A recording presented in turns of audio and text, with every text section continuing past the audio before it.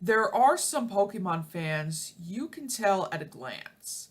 I'm not talking about someone who had enough knowledge of the metagame strategies to win every battle, or can tell you the exact stats or move pool of any of the 600 odd Mons. I'm referring to those who grew up along with the Pokemon saga. For people like us who played games from all generations for years, it's easy to tell an original Pokemon cartridge when you see one. And so I did. It was a fresh Friday of autumn. The kind of days you can still go around in a t shirt and shorts, but can already feel the chills of the middle season. My brother and I both own a copy of Pokemon Platinum, but he had lost interest in the game after a while and had started to play with my cartridge. Not that I minded, as a Pokemon lover, he was almost as seasoned as I am, and he had never done idiotic things like overwriting my save file, releasing my team, or break my winning streak at the Battle Frontier. However, all of this meant we had a copy of Platinum too many. I was hoping to trade it in at some video game shop. I was just on my way there when I stumbled upon a group of kids playing with various Nintendo consoles. Brand new DSs mostly, but also a couple of old GBAs that were in surprisingly good condition. Interested, I took a peek at one of them and saw that he was playing Pokemon Emerald. I quickly struck up a conversation. His name was Franco, and it was obvious that he was totally into Pokemon. He showed me his DS and Pokemon game collection. We chatted about Pokemon and other video games, had some battles, made a couple of trades, and I didn't notice time was going by so fast until I noticed the sun was just about to set. It was too late to make it to downtown before the shops closed, and since it was the weekend, I had to wait for 3 days before they open again.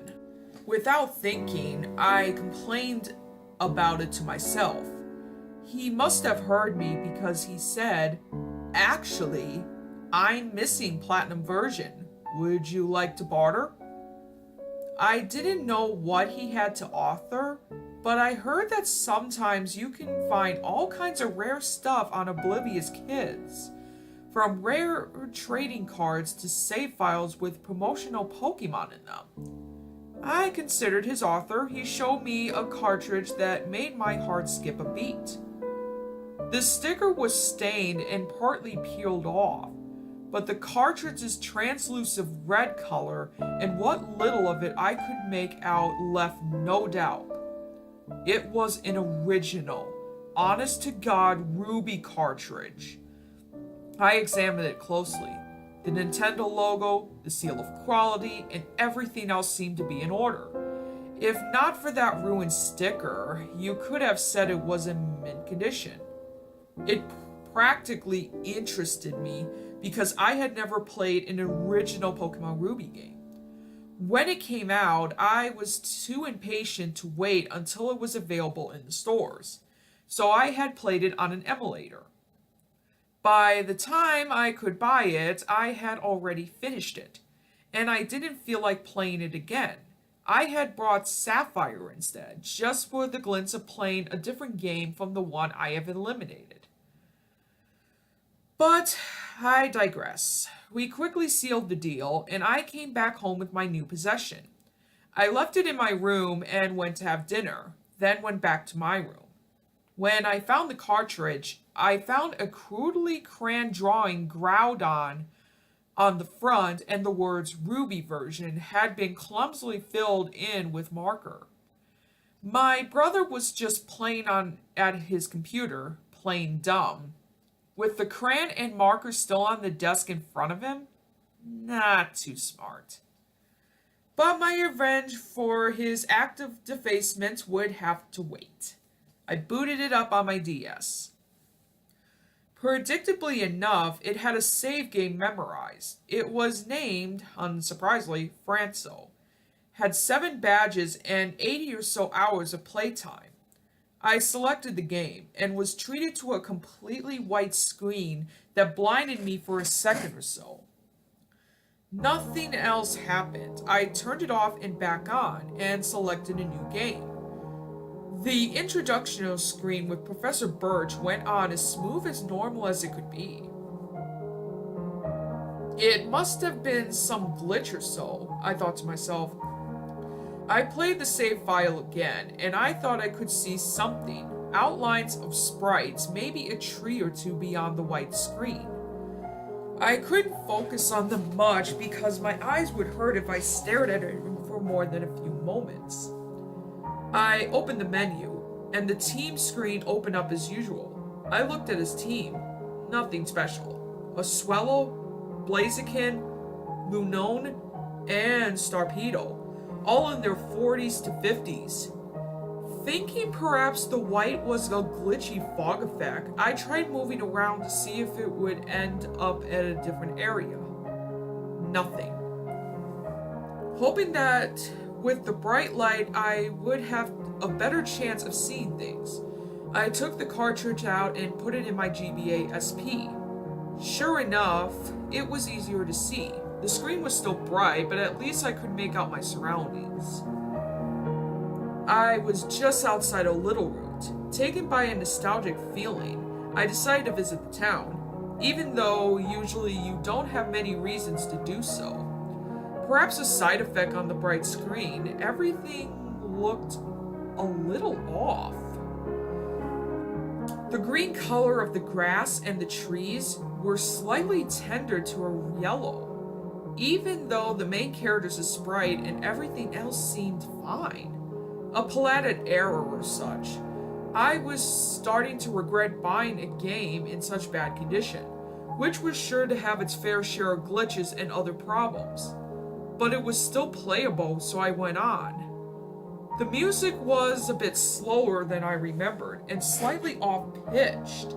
The characters' movement along also was slow and chunky, as if it was a PC game lagging from memory overload. It didn't trouble me that much. I knew I could expect all kinds of weird stuff from that old game. The NPCs that were walking around were slower, and when talked to, they would sometimes cut the conversation short after a sentence or two. I went up to my room and found it full of decorations, little rugs, a table, a chair, and dolls. He had obviously taken quite a lot of time furnishing it. Guessing I'd picked up from where he left from, I had Swellow use Fly to get to Salapius and getting that last badge. But the Salapius area was grayed out. Franco must have quit the game just after busting Team Magma's hideout. He must have been pretty young when he played the game. Probably he didn't know how to reach it. I checked the Starpedo, and sure enough, it didn't no-dive. Even though he had the HM, I was pretty surprised to see that his team was now at half HP, except for Blaziken, which was at full health. I struggled and assumed I was just too distracted to notice before. Deciding to take the long route around, I headed to Old Dal first. I immediately entered the Pokemon Center, and the scene there was the oddest thing so far. There was a line of NPCs in front of the nurse's counter, and every few seconds the first one of the line would exit the building, and another would join the queue. That was weird. In the whole emulated playthrough of Ruby, I had never seen such a scene. Franco had probably found out some secret event or got a promo Pokemon that would trigger this. I felt excited. Even after all those years, there was something in a Pokemon game I had never seen. I still needed to heal my Pokemon though, so I had no choice but to join the queue and go along with them. When I finally reached the counter, I didn't press A or anything. The nurse didn't say her usual welcome line, but just turned to the machine, placed the 4 Pokeballs in it, and healed them. After giving them back, she simply said, "Next," and I automatically moved to the left and down out of the way. I tried to talk to the other NPCs in the queue, but got no response. The escalator to the second floor wouldn't work. I checked the PC and looked at his boxes. As expected, all of his Pokemon, except for the team he had on himself, were at pretty much the same level as which he had caught them, which struck me as odd since he didn't even have a full team. Perhaps he was challenging himself. I went to the Pokemon Mart. There was a queue there too, although shorter than the one at the center. The goods selection wasn't the usual though. They were only selling Pokeballs and Burn Heal. The weirdest thing was that Burn Heal was incredibly expensive, at 1,500 yen each. Damn, I thought, someone tampered with this cartridge. Perhaps a Game Shark? As I went north and then east, I noticed the color palette was acting funny again.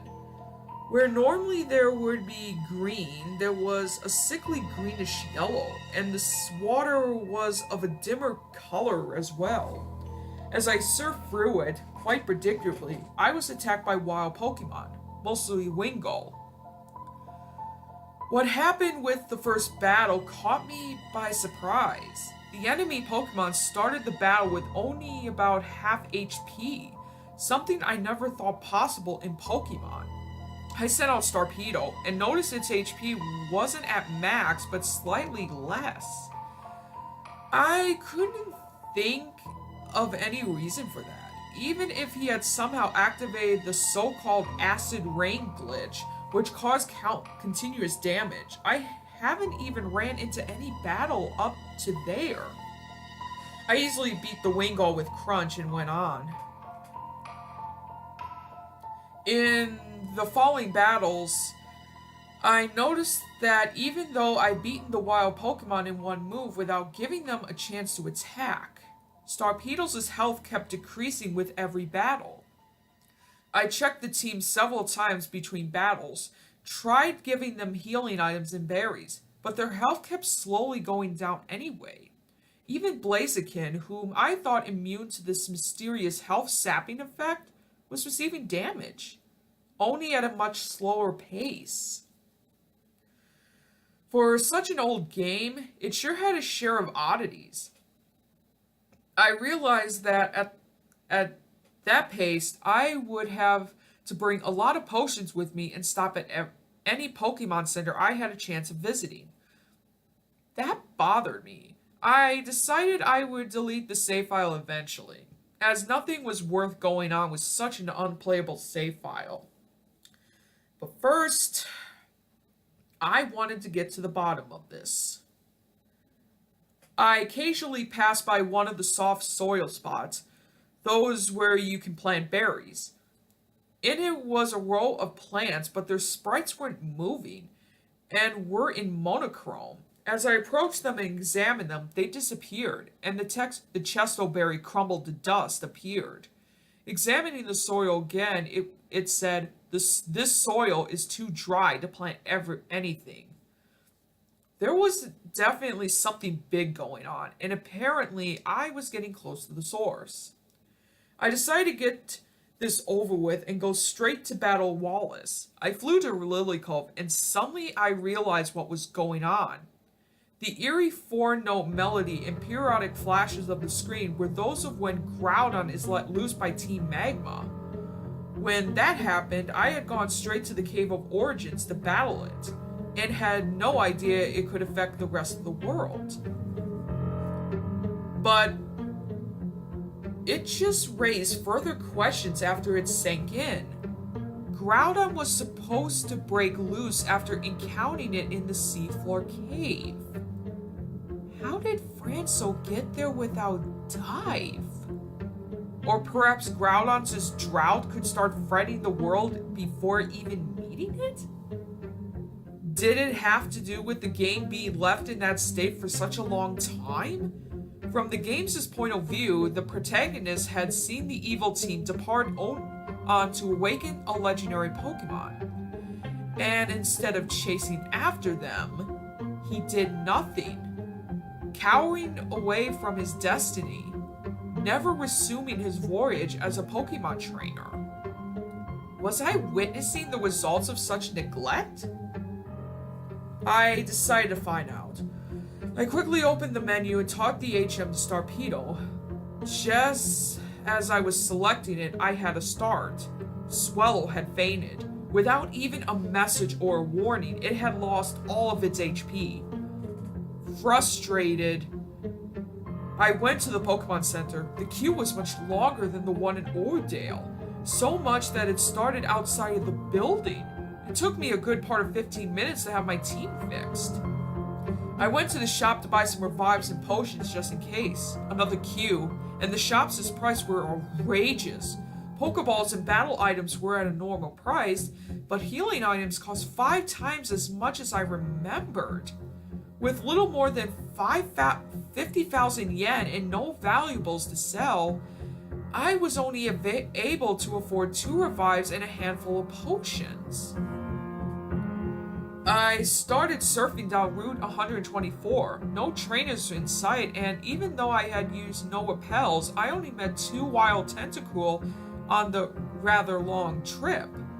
Both of them only had about 1/4 of their maximum HP when the battle started.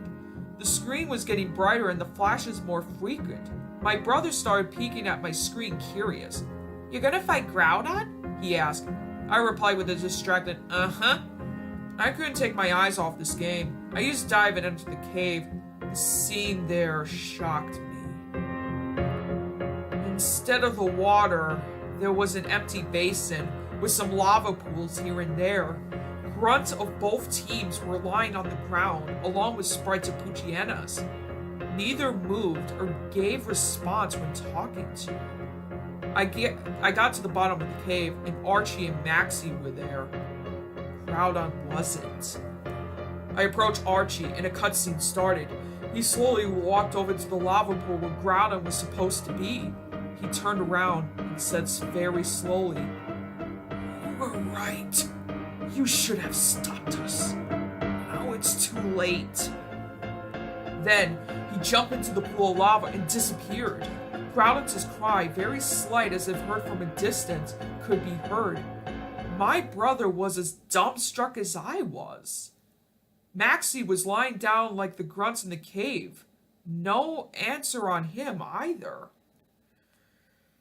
With no other idea on where to go, I headed to the Cave of Origin, hoping to battle Groudon. As I approached Salapas, I saw more and more sideways sprites of trainers, as they were floating corpses. They were even losing color more and more as I went on.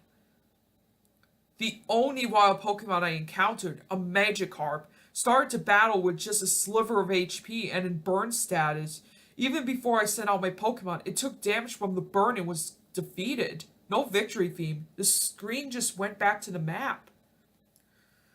Opening my menu, I saw that 3 of my Pokemon were low on HP and on burn status, and even Blaziken, although not burned, had taken quite a bit of damage. I dove and surfaced inside the crater. Salapius didn't look anything like I remembered.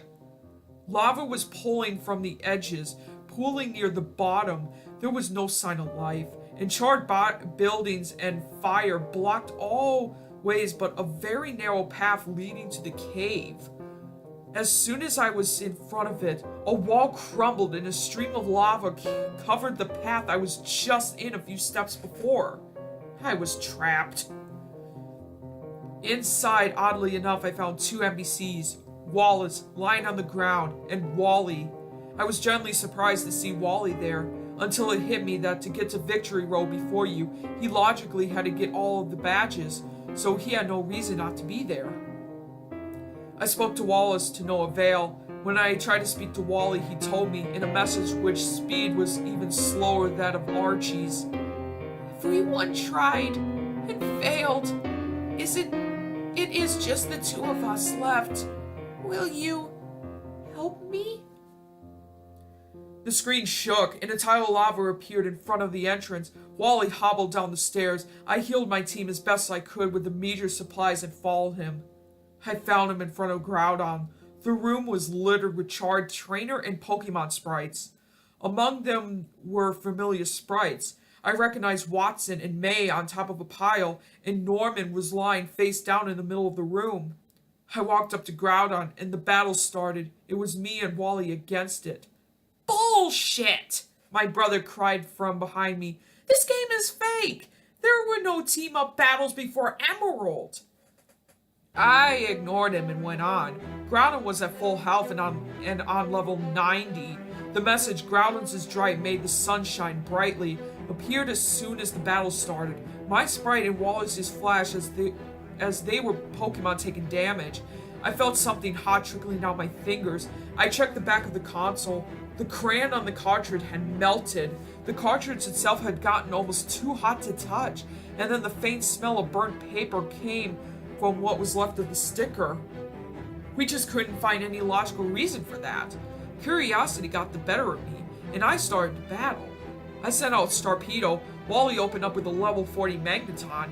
It made sense. It was close to the level on the one he had when encountered in Victory Road.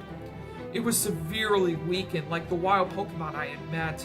Groudon used Earthquake, leaving Starpedo with little HP and knocking out Magneton in one hit. Starpedo used Surf, but in spite of it being super effective, it only took out a small chunk of health. The battle was extremely one-sided. It swept through my entire team easily, as well as Wally's Solabru, Delicati, and Gardevoir. Even outnumbering it 2-1, the difference in level and weakened state of our teams were too much of a disadvantage. As soon as Gardevoir had fallen, Wally's sprite took its place. The same happened to me as soon as Swellow was knocked out. There were no HP bars or anything. There was nothing to do. Groudon automatically got the next turn and used Flamethrower on Wally, making him faint. I braced for whatever was about to come, but nothing could prepare me for what happened after. The screen flashed in orange-red tint, so bright I cried in pain as I instantly closed my eyes. At the same time, I felt a searing pain in my hand, forcing me to drop the console. It hit the ground and the cartridge popped right out. The plastic around the cartridge slot had partly melted. The cartridge itself was completely unharmed. My head felt heavy. I fell back on my bed and lost consciousness.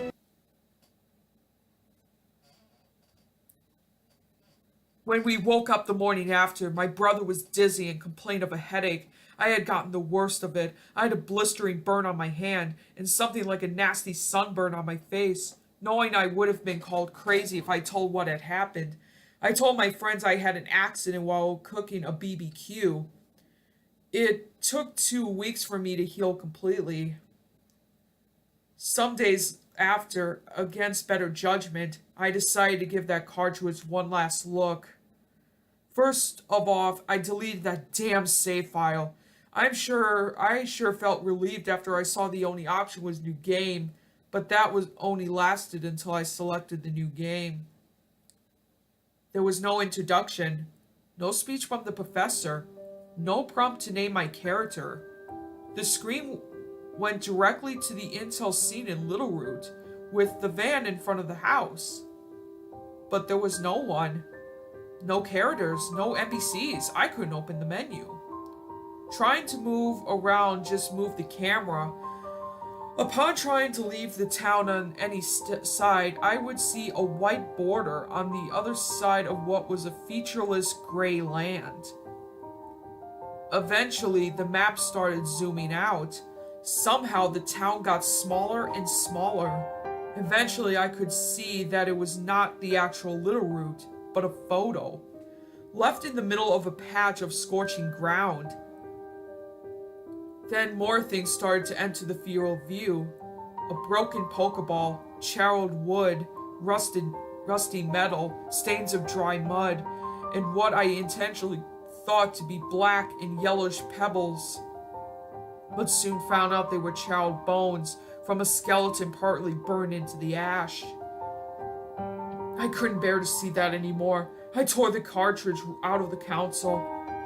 I tossed that cartridge into my closet, hoping to never have to see it again.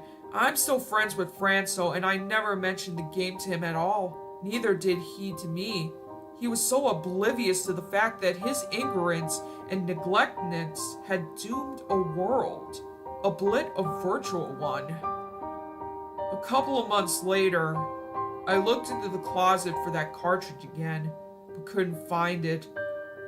Probably Mom had misplaced it when sorting through my clothes. Maybe I will never see it again. Perhaps that's for the best.